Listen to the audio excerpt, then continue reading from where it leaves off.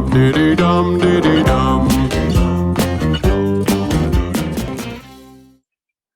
Hello and welcome to the Analyst Inside Cricket in association with LV Insurance. The sponsors, will they be happy with England today? England really struggling to take wickets. Only 3 wickets fell in the day's play. It was a little bit of an abbreviated day. They went off the bad light about 20 minutes early, with India 270 for 3. So a totally different spin on the day's play. I said yesterday, didn't I? I think that India would get bowled out for about 300 and England would chase 200 to win. That's looking a little bit optimistic, isn't it, Simon? Well, you shouldn't have made predictions. We said we shouldn't make predictions it's just about this fun, series. you know. Right. I'm going to say something about this day's play. Is this the decisive day in the series? Is this the day that India sort of finally took a grip on this series? I know there's one test match to come and England could come back. And of course, they could come back in this test match. But it feels as if India are moving towards a match-winning position in this game. Of course, it could all unravel for them in the morning. They lose early wickets against a relatively new ball, but they have built a really strong base in the game. 171 ahead, 7 wickets left. Kohli looking determined. There's the pant factor, Shardul Thakur to come, Rahane, and there's still some batting to come. What can England chase in the 4th innings? Well, we're going to find out what they're going to be set tomorrow, because England will be batting before the close of play. I'm absolutely sure of that. And the task ahead of them could be a really difficult one. Okay, well, let's have a look at the who's winning graphic today, because it's certainly seen some changes. If we just have a look at the percentages. So yesterday we left it with England's percentage win chance at about 60% or something, and India's at about 50 and a 10% chance of a draw. But now the numbers or the lines have switched over midway through the morning with that Indian opening stand looking solid. The Indians are slightly ahead now, and at the end of the day, more like a 60% chance of an Indian win and only a 30% chance of an England win. And even the draws just sort of come up slightly. I think that's the least likely, obviously, but you know, interesting how it's changed with that Indian opening stand, Rohit Sharma, first 100 outside India. And actually, what a shot to get to it as well. Going for the big 6 over long on with the man back on 94. I remember Kevin Peterson doing something similar and rather failing in an Ashes test match. In fact, no, I think it was against South Africa, wasn't it? At Edgbaston. And I think he also did it in an Ashes test match as well. But Rohit Sharma, the star of the day, undoubtedly. And as you can see from that graphic, India, therefore, in a very good position. So what can England do about it? And can they have any hopes of managing to change the tenor of this match? The lead, as you say, 171. So they can't really afford to concede more than another 100, would you say? 270? Could they chase 270 on there? In a way, the longer that India bat, the more their bowlers will have recovered and will feel more sprightly. And obviously, scoreboard pressure as well will come to their aid. Yeah, and to me, India in control of the game, and unless they get rolled in the morning, and that's the one thing you can see in England's favour. If they were to knock out the last 7 wickets for 50 or 60 runs, then you feel the psychology of the game would change again. You feel England have got a chance of winning the match. But if Kohli and whoever just take that Indian innings forward, I mean, at the close of play today, I had a chat with Cheshwar Pujara, and he was saying, anything over 250 is not going to be easy in the final innings, which is actually what you said last night. 250 won't be easy. But you can see India getting more than 250 ahead. If they have a decent morning with Kohli at the crease, you can see the chase being 350. It's possible. It's not impossible. England could be looking at 350, possibly even more. So England to me seemed up against it after 3 days, but we have seen in this series it has fluctuated. Wickets are falling quickly. We saw 2 in and over after, I mean, it was amazing, wasn't it? They took the new ball, and the first ball with the new ball, Rohit Sharma obliged by hitting a long knock out towards a deep fine leg, and then Pujara out in the same over. So that just shows you how quickly that it can change with the ball. But sort of cricket logic and, you know, just looking at the surface and Kohli's determination and finally the fact I think it is going to be sunny tomorrow. We've been sort of promised sun for so long. The fact that it is going to be sunny tomorrow and warm at the Oval, you just think, yeah, batting day, enough of a batting day for India to make today count. And that to me seems to be where, you know, sort of most cricket logic points in this test match. It's great to see the work of cricket clubs across the country trying to grow the game and reach out to their local communities. And that is exactly what Ifield Cricket Club are doing in the Crawley area after receiving a grant from LV Insurance and the ECB's 1 million Fund for Runs community initiative. The club are using the money to start up new All-Stars and Dynamos programs offering free places to socially deprived children in the local community. As one of the hardest hit areas by the pandemic, free cricket sessions will give an outlet to children in the area. With the support allowing the club to bring in professional coaching assistants, their aim is to recruit 50 young people across the two programs. And well done to Ifield Cricket Club and LV Insurance and the ECB's 1 million Fund for Runs campaign. Mysterious day in a way, wasn't it? It felt like a bowling day. It felt sort of overcast and a little bit dark, and the floodlights were on. The England bowlers had a reasonably new ball. I mean, I don't know, 20 overs old or something. It certainly had a bit of shine on it. Actually, bowlers quite like a ball which is 20 overs old because you've been able to work up a polish on one side. It didn't really swing. I think the Indian batsman, we should give the Indian batsman some credit. Now, I met a man this morning called Danny from Long Ditton Cricket Club, and I promised I'd give him a mention. He's of Indian extraction, and he said, now look, I love your podcast, but he said, give us a bit of credit occasionally. You're too biased. I said, well, we try not to be. We try to be fair and give a kind of balanced account of the day's play. He said, oh, you know, give us a bit of credit. So I said, well, if the Indians play well today, we will. And so we should. And I particularly liked the sort of abstinence of Rohit Sharma, not quite as abstinent as he was at Lord's, where he, you know, battled in really swingy, difficult conditions and played superbly and got 80 odd. But here, I noticed a couple of times he tried to drive the ball and the ball spooned in the air for a bit before falling short of mid-on. And so after that, he didn't drive anymore, unless it was a really full delivery. He kind of put that on the up drive, which he loves to play in one-day internationals against the white ball. He put that away and he just waited for the back foot opportunities and the occasional very full delivery to hit down the ground. So his ability to show abstinence, KL Rahul's determination, obduracy, straight bat, the lack of the ball moving was certainly hampering England. And perhaps for once, their bowling attack looked a bit one-dimensional as well. But credit to the Indians and Pujara as well for sticking in and really giving the Indians a strong platform there. Yeah, I mean, it's a really. So shut up, Danny. About, Danny, put that in your pipe and remember it, okay? Danny from Long Ditton.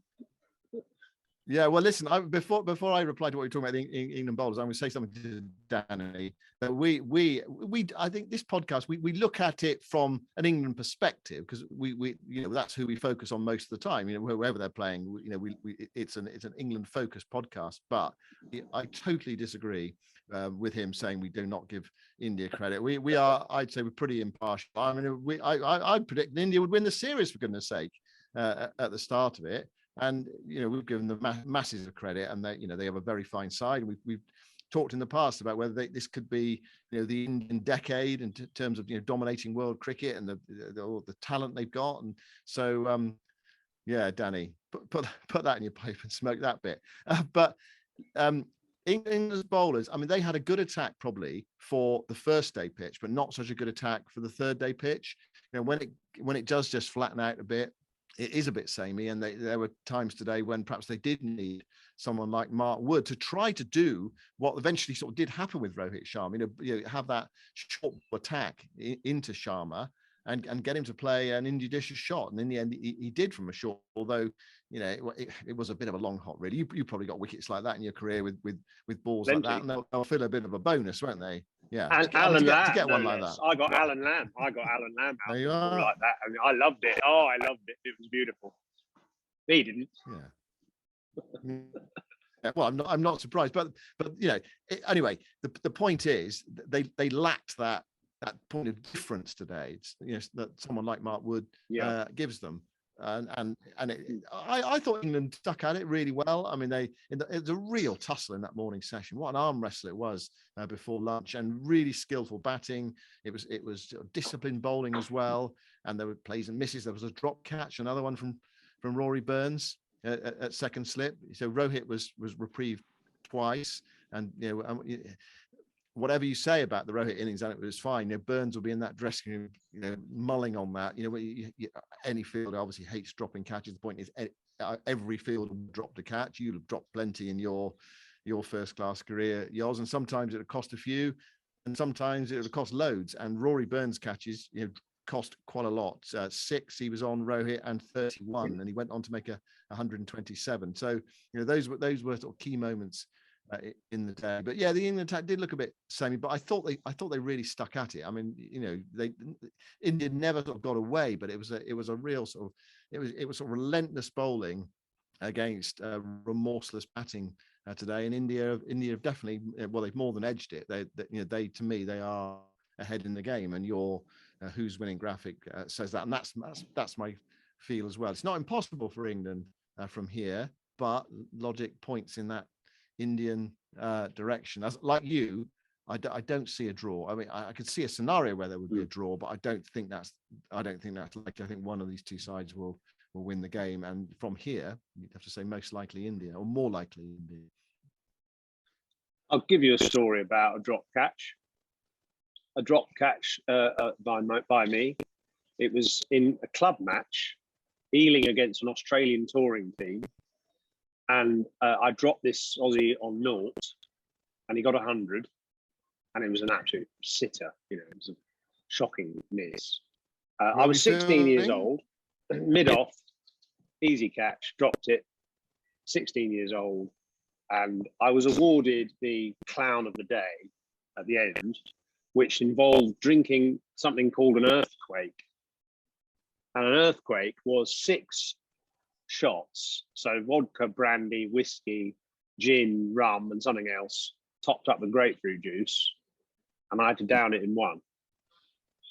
And I've never felt so ill in my life, and dropped that many catches since. Actually, I have a few, but they were a bit harder than that one. So, you know, don't drop a catch against an Australian touring team when a bloke's on naught, so he goes on to get 100. Is my lesson for the day. I thought you were going to go on and say it was Alan Border, or you know, it was Dean Jones, or someone like that who was over here playing. But yeah, well, no one. That's the point. No one means to drop a catch. And actually, the 3 catches that went down, because Chris Wokes had one at mid-on off Rohit, he didn't seem to pick up, and he went one way and then back the other. And by the time he'd sort of located where it was going, the catch, sort of the ball fell just short of him. If he picked it up straight away, he might have been able to take the catch. But the point is that actually all 3 of those were in exactly the same position. So second slip and then mid-on. So I wonder whether, you know, there is an issue with seeing, and it was a sight issue. Although having said that, Burns did get away to his right hand side. He did seem to pick it up. He just didn't get a firm hand to it, and it went away. It would have been a straightforward catch, absolutely straightforward catch for third slip, but England didn't have one in there, and the chance went away, and Rohit profited. What about Pujara today? A really valuable partnership. He was talking afterwards about the importance of partnerships, and that's what we saw from India today. That opening stand as well, it just looks solid. It looks more solid than most of what England can produce in this series. I know Hamid and Burns produced that opening partnership at Heading. Actually, that just shows you the value of them. That they really do. They deflate the opposition, and they really lift your own dressing room. But Rahul and Rohit Sharma, and then Sharma and Pujara, stand of 100 and 53s. It was those partnerships that just wore England down today. What did you make of the Rahul wicket? Because he clearly did not think he'd hit it. I mean, England went up, they appealed, you know, they're absolutely convinced Anderson was actually by the stumps by the time he realised the umpire had given it not out. England just thought, that's out, we'll review it. But even after KL Rahul had seen the technology with that huge spike, he said, no, I just did not hit that. Bizarre one. Oh, it was a bizarre one. I actually went down to the Hawkeye truck afterwards, where they've got all the tools. They've got the slow-mo cameras, they've got the various angles, they've got the snickometer, you know, the sound system as well to check and match with the pictures. And I looked at the various angles, and they really moved them through very slowly. And there was no sign of the bat touching the pad at all at any point in the shot from the beginning right to the end. So he just imagined that. It was a totally legitimate decision. Ball hit bat, there was a spike, and bat didn't hit anything else. So what he can, I mean, it just shows, doesn't it? You know, batsmen always think, when you say to batsmen, do you know they hit it? Do you know that you hit it every time? And they say, yes, I always know when I hit it. He didn't know. And he thought he hadn't, and he got it wrong. And it looked bad, you know, taking umbrage with the umpire like that. I mean, just, you've got to go, I'm afraid. It just looks terrible. And you're never gonna win that one, are you? You're not gonna get an umpire to overturn his decision once the technology's had its go. So a bit foolish from Kel Rahul there. Yeah, I mean, I suppose he would say, well, the umpire didn't give me out. The umpire thought the ball had, you know, the bat had flicked the pad. But as you say, it was actually quite clear fairly early on that the bat did not flick the pad at all. It could only been ball on bat taking the edge. England absolutely convinced, and the technology backed them up. And the third umpire had absolutely no choice but to give it out. But it was really, really weird to see KL Rahul still saying, no, I just didn't hit that. But of course, last weekend, you remember Kohli was given out caught behind and was about to walk off, and Rahane at the other end said, are you sure you've hit that? And actually Kohli thought he hit it and was about to walk off, and he hadn't hit it. So, you know, I mean, whenever I played club cricket, admittedly the bowling was a bit slower. I think, you know, every single time, you know, I think sort of 999 times out of 1,000 I knew I'd hit it. But perhaps, you know, this level, the ball nipping through, zinging through 85 miles an hour, you know, it's completely different. Everything happens so much quicker, and the batters out in the middle, you know, don't know they've hit it. Anyway, Rahul was out for 46. Then we had that stand, and then we had the 2 wickets in the over. Rohit Sharma, we're going to give him our In With Heart LV In With Heart award today for that, you know, for resisting, for showing that you know, real determination and playing within also, himself. You know, yeah, I've also his sort of career path as well. Actually, it's funny, but I chatted to him at the last Oval Test match, which India played here 4 years ago, 3-4 years ago. And I remember talking to him then and saying, what are your ambitions? You've been batting at 6, you know, you're sort of in and out of the team. Was it? And he was like, well, yeah, I really want to be a Test player, and I really want to be, you know, taken seriously, and I don't want to just be a one-day international star who makes, you know, 200s for fun. I want to be a serious Test player. And it was good to hear that from him. And he's spent the last sort of 2 or 3 years trying to find his way, trying to establish himself at the top of the order. And it's only really fairly recently, isn't it, that they've decided to put him in at number 1 through that Australian series, and then obviously this one, and he's delivered.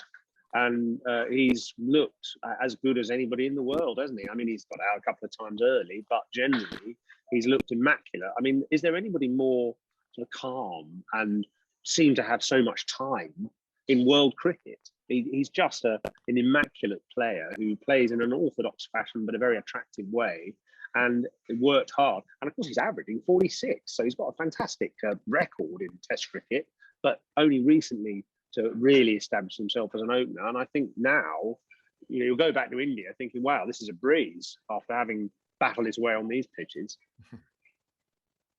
He'd probably get 3 noughts in a row if he goes back to India. But I mean, he's you know, it's like, but it's perverse, isn't it, batting? But he's looked really solid in this series, because this was a challenge for him, because he's not done particularly well in England. This was a series of a challenge, and he's worked on it. He's played with great discipline. I thought that was one of the real elements of his game today and throughout the series. He's played with so much discipline, but of course, because he does have that elegant as well, beautiful timing, you don't mind him in a way, sort of blocking, because even some of his blocks look elegant, and they look so resolute. But he also unfurls some magnificent strokes as well, and that brilliant way, as you said, brilliant way to go to 100 with that 6 over long on. You're right, Kevin Peterson did try it in a Test match against South Africa at Edgbaston, and he failed. He tried to go to his 100, but actually, perversely, in the same game, I don't know if you remember this, Paul Collingwood also was in the 90s and did go to his 100 with a 6 off Paul Harris. Peterson didn't clear mid-on, but Collingwood did. There was I sort of, it sort of felt like there was a bit of one-upmanship at the time. You know, you can't do it, but I can. It was one of those sort of lovely moments within the game. But I remember that. But you know, it's a great way to go to 100, isn't it? And you're right, taking on long on. Wonderful from Rohit Sharma today. Just one or two bits and pieces. Talking about the England attack, we touched on that. Craig Overton today, only bowling 9 overs in the day after 6 wickets at Headingley. Joe Root had the, if you like, the sort of in quotes Sam Curran problem earlier in the series, and today he sort of had the Craig Overton problem. He seemed a bit out of sorts with himself. Overton actually, when although he was fully committed, because he chased one of his own deliveries, didn't he, to the boundary and knocked it back inside the rope, and then had to go off the field for a little bit of treatment afterwards. But Craig Overton today, just one of those days, isn't it? Sometimes, I mean, I can't really explain it actually. It's just some days you run up and it kind of comes down a bit short, and the bloke whacks it, and then you try and overcompensate, and it's a half volley, and you just can't get any rhythm. And maybe it's some grounds you just don't feel comfortable. Look at Ishant Sharma at Headingley; it was terrible. So I mean, there's nothing kind of much sort of in the geography of this ground to upset bowlers, but some days it's like that, you know. Daisy. Some days you do it, some days you don't. Maybe that's his nickname. Yeah, and well, today India did, and they've got a solid base. 2 days left in this Test match, and India 171 ahead. How many do you think they're going to get? And just to sort of pick a figure 270, out. 270 lead. 270 lead. Another 100. Right. Fingers crossed, and that will be an absolute stormer of a game if that's the case. Yeah. Well, I'm going to go for more than that. I think they'll get a few more, but okay. Our predictions have been wrong so far in this series. But another interesting day today. Perhaps not the thrills and spills of the first 2 days, but it has set up a potentially fascinating denouement to this Test match. And the sun is going to shine tomorrow, and it's going to be hot, and perhaps Kohli's going to get 100 tomorrow. But at least, we're going to get great weather. We're going to get a positive result. I'm confident of that. One of these teams is going to go 2-1 up to Old Trafford, and we'll be back to report on it tomorrow evening at this time on this podcast. Dum diddy dum diddy dum.